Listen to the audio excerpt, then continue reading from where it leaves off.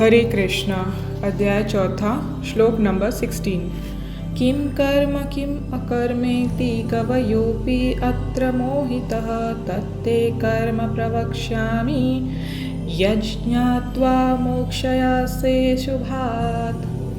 इसका अर्थ कर्म क्या है और अकर्म क्या है, इसे निश्चित करने में बुद्धिमान व्यक्ति भी मोहग्रस्त हो जाते हैं।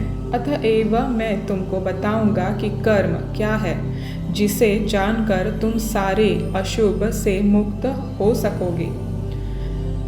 इसका तात्पर्य, कृष्ण भावनामृत में जो कर्म किया जाए वह पूर्व वृत्ति प्रामाणिक भक्तों के आदेश के अनुसार करना चाहिए।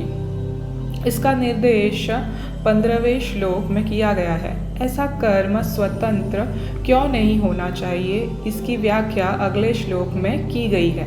कृष्ण भावनामृत में कर्म करने के लिए मनुष्य को उन प्रामाणिक पुरुषों के नेतृत्व का अनुगमन करना होता है जो गुरु परंपरा में हो। जैसा कि इस अध्याय के प्रारंभ में कहा जा चुका है, कृष्ण भावनामृत पद्धति का उपदेश सर्वप्रथम सूर्यदेव को दिया गया, जिन्होंने इसे अपने पुत्र मनु से कहा। मनु ने इसे अपने पुत्र इक्ष्वाकु से कहा और यह पद्धति तब से इस पृथ्वी पर चली आ रही है। अतः परंपरा के पूर्ववर्ती अधिकारियों के पद चिन्हों का अनुसरण करना आवश्यक है। अन्यथा बुद्धिमान से बुद्धिमान मनुष्य भी कृष्ण भावनामृत के आदर्श कर्म के विषय में मोहग्रस्त हो जाते हैं। इसीलिए भगवान ने स्वयं ही अर्जुन को कृष्ण भावनामृत का उपदेश देने का निश्चय किया। अर्जुन को साक्षात भगवान ने शिक्षा दी। अतः जो भी अर्जुन के पद चिन्हों पर चलेगा वह कभी मोहग्रस्त नहीं होगा। कहा जाता है कि अपूर्ण प्रायोगिक ज्ञान के द्वारा धर्म पद का निर्णय नहीं किया जा सकता। वस्तुतः धर्म को केवल भगवान ही निश्चित कर सकते हैं। धर्मम तो साक्षात भगवत प्रणीता। श्रीमद् भागवतम के 6वें स्कंद के 3 अध्याय के 19 श्लोक में ये कहा गया है।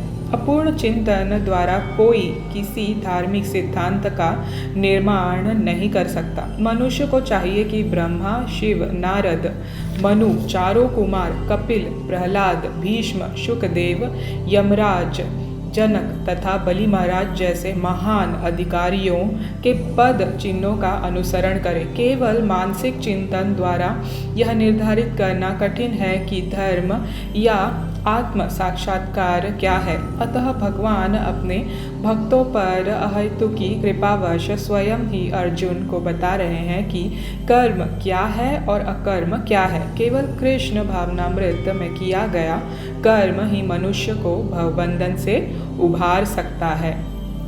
हरे कृष्णा। तो ये था श्रीला प्रभुपाद जी द्वारा दिया गया तात्पर्य।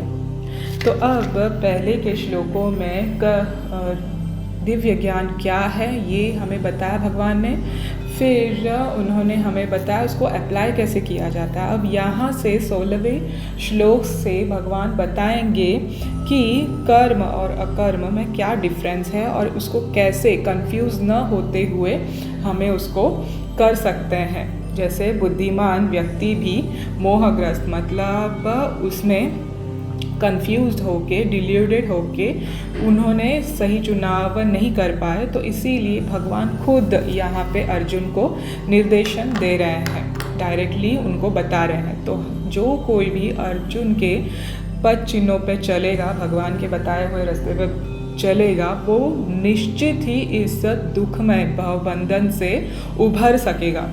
तो अकर्म का मतलब क्या है? जो कर्म प्योर शुद्ध प्रेमामयी भक्ति जो होती है, जो सभी रिएक्शन से मुक्त होती है, सभी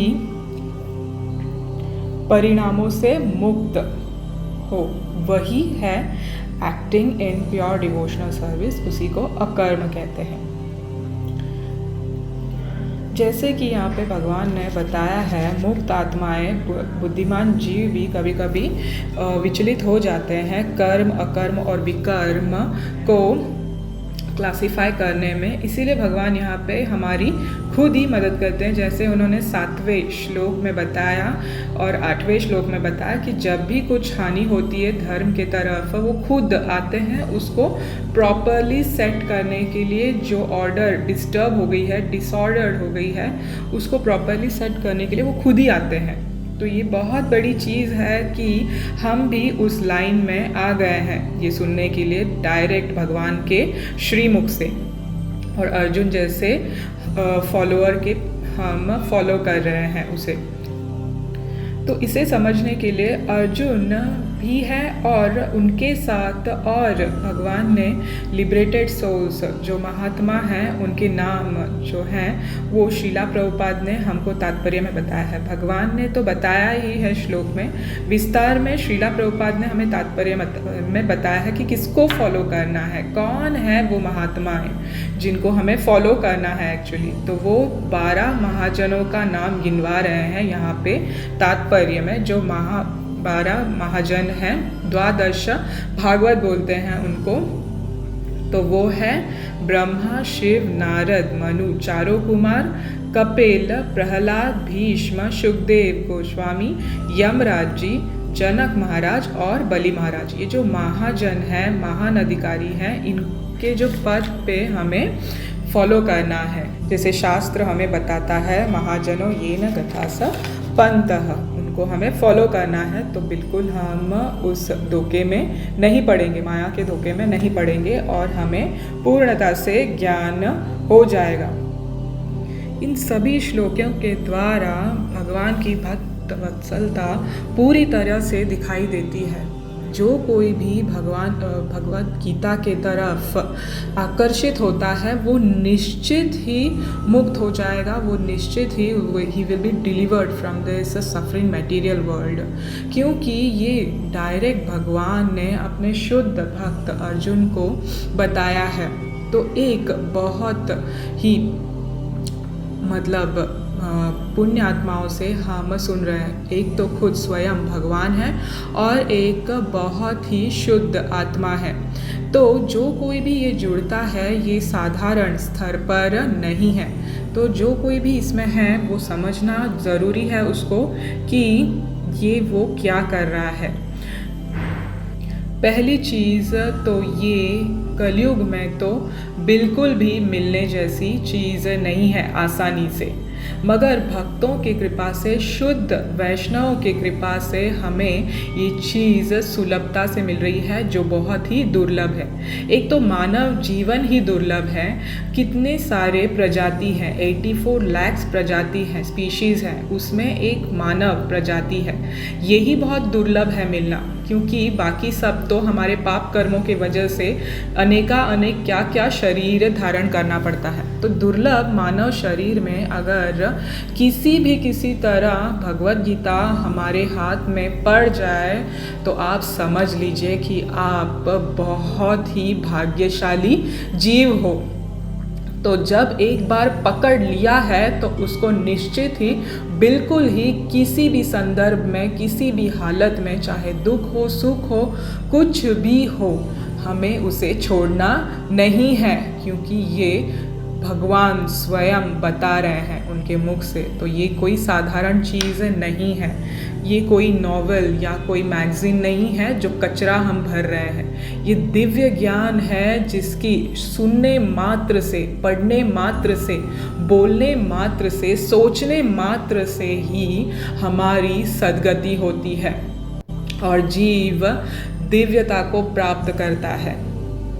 तो ये चीज़ अभी हम भगवान से सुनेंगे। हरे कृष्ण कृष्ण कृष्ण हरे हरे, हरे राम राम राम हरे हरे। श्री कृष्ण भगवान की जय, श्रीला प्रभुपाद की जय।